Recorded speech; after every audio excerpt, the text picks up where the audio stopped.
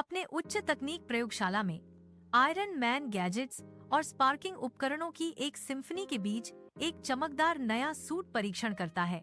वह एक बटन दबाता है, उसके चेहरे पर प्रत्याशा की एक झलक आती है, लेकिन तंत्र एक विरोधपूर्ण भिनभिनाहट के साथ जाम हो जाता है। अरे, यह मैं हूँ, या सूट खुद एक सुपर हीरो बन गया है, आयरन मैन ने कहा, असहयोगी तकनीक से जूझते हुए। शहर के ऊपर आयरन मैन सूट उड़ता है, विशाल आकाश के खिलाफ एक चमकती आकृति, जबकि अनजान नागरिक नीचे से देखते हैं।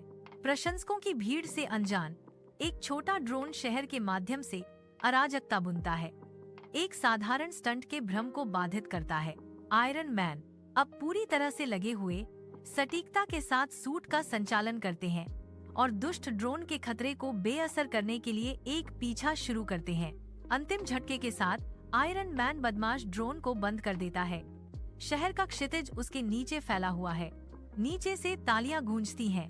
आभार की एक लहर बख्तरबंद नायक पर छा जाती है, क्योंकि वह शहर को देखता है।